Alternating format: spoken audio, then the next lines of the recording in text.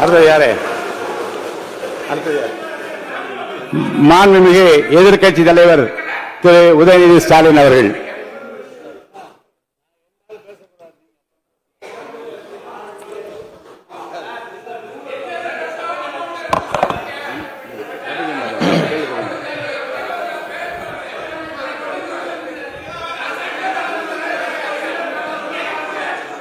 மாண்பு உறுப்பினர், நீங்க பேச ஆரம்பிக்கலாம்.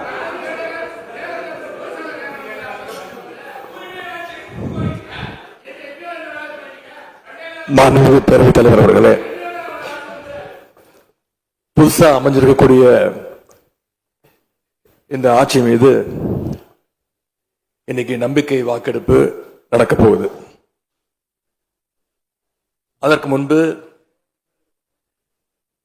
வாக்கு எண்ணிக்கை தொடங்கி கடந்த 10 நாட்களாக இன்னைக்கு வரைக்கும் இந்த ஆட்சியில்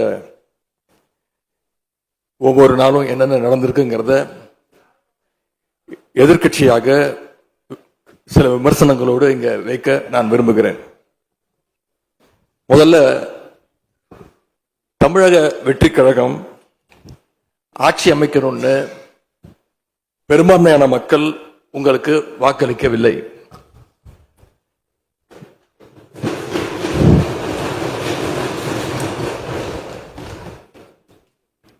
நடந்து முடிந்த சட்டமன்ற தேர்தலில் பதிவான வாக்குகள் சுமார் 4,93,25,000 வாக்காளர்கள் வாக்களிச்சிருக்கிறாங்க. தற்போதைய ஆளுங்கட்சிக்கு வாக்களிச்சவங்களுடைய எண்ணிக்கை எவ்வளவு தெரியுமா? 1,72,26,000 தான். மீதம் இருக்கக்கூடிய சுமார் 3,21,00,000 பேரும் நம்பிக்கை கோருகின்ற இந்த கட்சிக்கு, உங்க கட்சிக்கு எதிராக வாக்களிச்சிருக்கிறாங்க என்பதை நீங்க புரிஞ்சுக்கணும். அதாவது கிட்டத்தட்ட 65% மக்களால நிராகரிக்கப்பட்ட ஒரு ஆட்சி மேல எங்களுக்கு மட்டும் இல்ல, உங்களுக்கு வாக்களிச்ச மக்களுக்கே கொஞ்சம் கொஞ்சமா நம்பிக்கை குறைஞ்சிட்டு வருது. அடுத்து மிக முக்கியமான ஒண்ணு நம்பர்ஸ், மெஜாரிட்டிக்கான நம்பர்ஸ். நம்முடைய சட்டமன்றம் 234 உறுப்பினர்களை கொண்டது. மேஜிக்கல் நம்பர்னு சொல்லுவாங்க. 118 உறுப்பினர்களை கொண்ட ஒரு கட்சியோ ஒரு கூட்டணியோ தான் ஆட்சிக்கு வர முடியும். இப்ப நம்பிக்கை கோருகின்ற இந்த கட்சிக்கு, உங்க கட்சிக்கு அந்த நம்பர்ஸ் இருக்கான்னு கேட்டா இல்ல. 108 இடங்கள் தான் இருக்கு. அதுவும் அந்த கட்சியினுடைய தலைவர் மாண்புமிகு முதலமைச்சர் அவர்கள் தன்னுடைய வெற்றி குறித்த நம்பிக்கை இல்லாத காரணத்தினால 2 இடங்கள்ல போட்டி போட்டு அதுல ஒரு இடத்த இன்னைக்கு ராஜினாமாவும் செஞ்சிருக்கிறார்.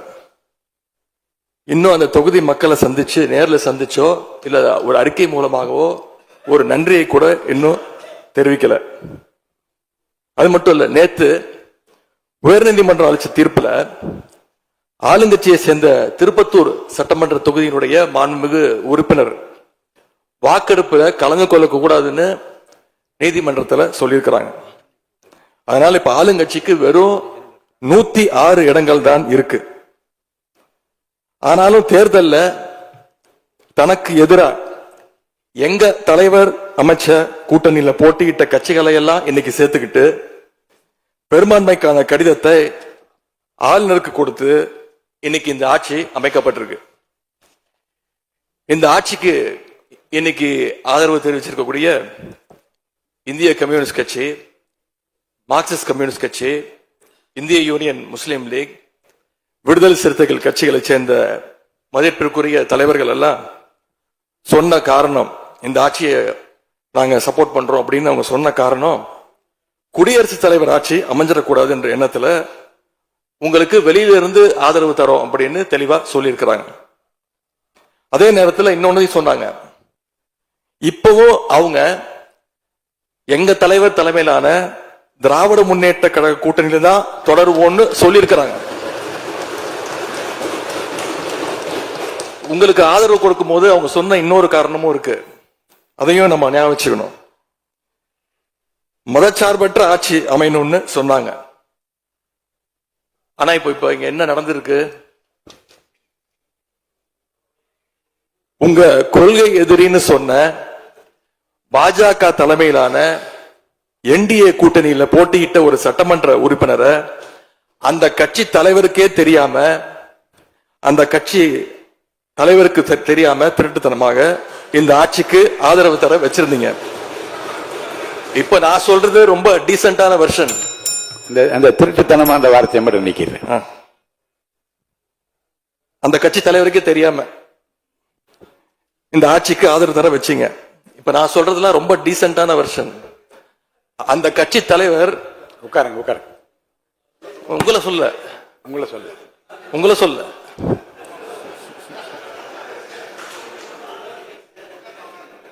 உட்காருங்க.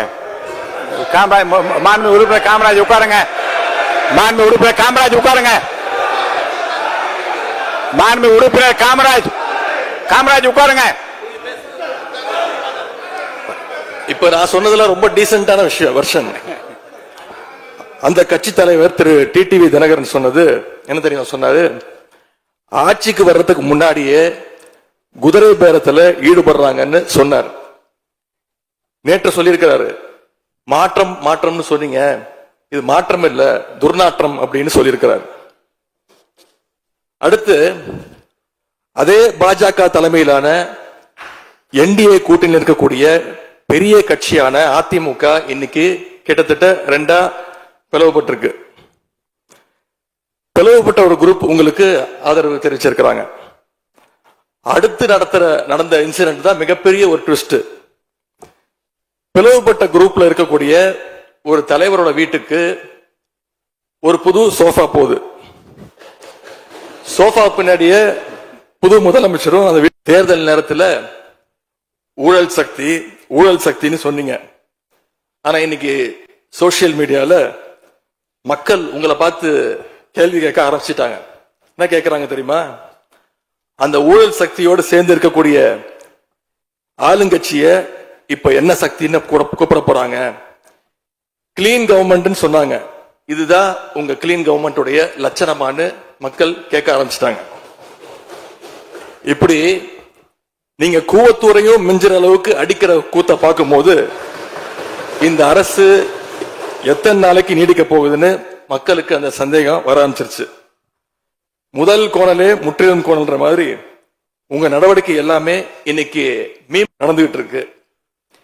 இப்படி எம்எல்ஏக்களை எல்லாம் கடன் பெற்று ஆட்சி நடத்துகின்ற முதலமைச்சர் தான் அளித்துள்ள போலி வாக்குறுதிகளை நிறைவேற்ற முடியாதுன்னு தெரிஞ்ச உடனே முந்தைய அரசு, அதாவது எங்களுடைய அரசு வளர்ச்சிக்காக பெற்ற கடன் குறித்து தவறான கருத்துக்களை தந்து மக்களை இன்னைக்கு திசை திருப்ப முயற்சி செஞ்சு கொண்டிருக்கிறார். பெரும்பான்மையும் இல்லாத, அரசியல்ல அடிப்படை நேர்மையும் அல்லாத இந்த அரசு நல்லாட்சி தரும், தமிழ்நாட்டு மக்களுடைய உரிமைகளுக்காக போராடும்னு மக்களுக்கு துளியும் நம்பிக்கை இல்லை. முக்கியமான ஒரு விஷயத்தை இங்க நான் பதிய வைக்க விரும்புகிறேன்.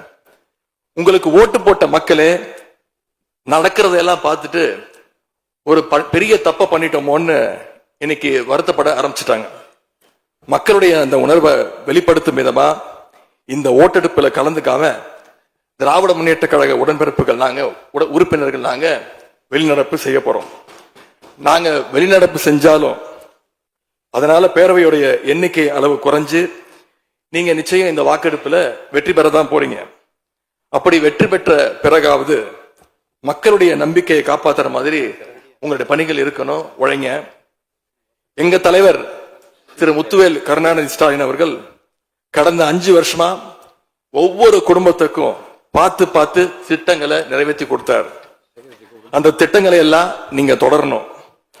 தயவு செஞ்சு அதுல அரசியல் செய்ய வேணாம். ஏன்னா இந்த மாசம் 15ஆம் தேதி கலைஞர் மகளிர் உரிமை தொகை 1,31,00,000 தாய்மார்கள் காத்துக்கிட்டு இருக்கிறாங்க. அந்த 1000 ரூபாய் வருமா அப்படின்னு காத்துக்கிட்டு இருக்கிறாங்க. அதே மாதிரி புதுமை பெண் திட்டம், தமிழ் புதுவன் திட்டங்கள்ல காலேஜ் போற ஸ்டூடெண்ட்ஸ் அவங்களுக்கு வர மாசம் வர கல்வி ஊக்கத்தொகை 7ஆம் தேதி கொடுத்துருக்கணும். இது வரைக்கும் வரல, அவங்களும் காத்துக்கிட்டு இருக்கிறாங்க. இப்ப ஸ்கூல் இல்லைனாலும் ஜூன் 2ஆம் தேதி ஸ்கூல்ல ரீஓபன் பண்ண போறாங்க. அப்ப காலை உணவு திட்டத்துக்காக பள்ளி மாணவர்கள்லாம் காத்துக்கிட்டு இருக்கிறாங்க. இப்படி பல்வேறு திட்டங்கள் இருக்கு. நான் முதல்வன் திட்டம், தாய் மாணவர், அன்பு கரங்கள்னு பல்வேறு திட்டங்களுடைய பயனாளிகள்லாம் ஆவலோடு காத்துக்கிட்டு இருக்காங்க. இந்த அரசு என்ன செய்ய போகுதுன்னு காத்துக்கிட்டு இருக்காங்க. அதனால நான் உங்ககிட்ட கேட்டுக்கொள்றது, மாண்புமிகு முதலமைச்சர் அவர்கள் பதவியேற்றதும் தன்னுடைய முதல் உரையில அவகாசம் வேணும்னு கேட்டீங்க. நிச்சயம் அவகாசம் எடுத்துக்கோங்க. ஆனா காத்துக்கிட்டு இருக்க அத்தனை பேரையும் ரொம்ப காலம் காக்க வச்சிடாதீங்க. அது மட்டும் இல்ல, தேர்தலுக்கு முன்னாடி பல கவர்ச்சியான வாக்குறுதிகளையும் நீங்க கொடுத்திருக்கிறீங்க. மக்கள் அதுவும் ஞாபகம் வச்சிருக்கிறாங்க. மகளிருக்கு மாசம் 2500 ரூபாய், ஆண்டுக்கு 6 சிலிண்டர், தங்க செயின், மோதிரம், பட்டுப்புடவை, வேலையில்லா இளைஞர்களுக்கு உதவித்தொகைன்னு அந்த லிஸ்டும் நீண்டுட்டே இருக்கு. பெரிய லிஸ்ட் தான். அதுல ஒரு சில வாக்குறுதிகளாவது முதல் கையெழுத்துல நீங்க நிறைவேற்றுவீங்கன்னு மக்கள் எதிர்பார்த்தாங்க. நீங்க வாக்குறுதிகளை சொல்லும் போது நடைமுறைக்கு சாத்தியமானதை மட்டும்தான் சொல்றேன்னு எல்லா கூட்டத்திலையும் திரும்ப திரும்ப சொல்லியிருக்கிறீங்க. எனவே அதை விரைந்து செஞ்சு காட்டுங்க. இந்த நேரத்தில் எங்க திராவிட மாடல் ஆட்சியை பத்தி நான் ஒன்னே ஒன்று மட்டும் குறிப்பிட விரும்புறேன். நாங்க ஆட்சிக்கு வரும்போது 2021 கடுமையான கோவிட் பெருந்தொற்று காலம், செகண்ட் வேவ். அப்ப மாநிலத்துடைய பொருளாதார வளர்ச்சி எவ்வளவு தெரியுமா? வெறும் 0.7%. அந்த நிலையிலையும் எங்க தலைவர், எங்க முதலமைச்சர் அப்போ முதல் கையெழுத்திலேயே மகளிருக்கு விடியல் பயண திட்டத்தை கொடுத்தார். முதல் நாளே எல்லா குடும்பங்களுக்கும் 4000 ரூபாய் லாக்டவுன் உதவித்தொகையை எங்க முதலமைச்சர் கொடுத்தார். ஆவின் பால் விலை குறைப்பு, இப்படி முதல் நாளே 5 கோப்புகள்ல கையெழுத்து போட்டார். ஒரே மாசத்துல தேர்தல் அறிக்கையில சொன்ன மாதிரி பெட்ரோல் விலைய லிட்டருக்கு 3 ரூபாய் குறைப்பதற்கான உத்தரவையும் எங்க முதலமைச்சர் போட்டார். இப்படி கடுமையா உழைச்சதுனாலதான் இன்னைக்கு 5 ஆண்டு முடிவில் இந்தியாவிலேயே பொருளாதார வளர்ச்சியில நம்பர் 1 மாநிலமாக இன்னைக்கு தமிழ்நாட்டை எங்களுடைய தலைவர் மாத்தி காட்டியிருக்கிறார். நாங்க நம்பர் 1 மாநிலமா மாத்திட்டு தான் ஆட்சியை விட்டு போயிருக்கோம். உங்க ஆட்சியை பொறுத்த வரைக்கும் வெறும் இன்ஸ்டாகிராம்ல ரீல்ஸ் ஆட்சியா இல்லாம ரியல் ஆட்சியா நடத்துங்க. அது மட்டும்தான் மக்களுடைய கோரிக்கை. எங்களுடைய தலைவர், திராவிட முன்னேற்ற கழகத்துடைய தலைவர் முத்துவேல் கருணாநிதி ஸ்டாலின் அவருடைய கட்டளையின்படி நீங்க ஆட்சியை தொடர நாங்க தடையா இருக்க விரும்பல. அந்த வகையில பேரவையிலிருந்து நாங்க வெளிநடப்பு செய்கிறோம். நன்றி, வணக்கம்.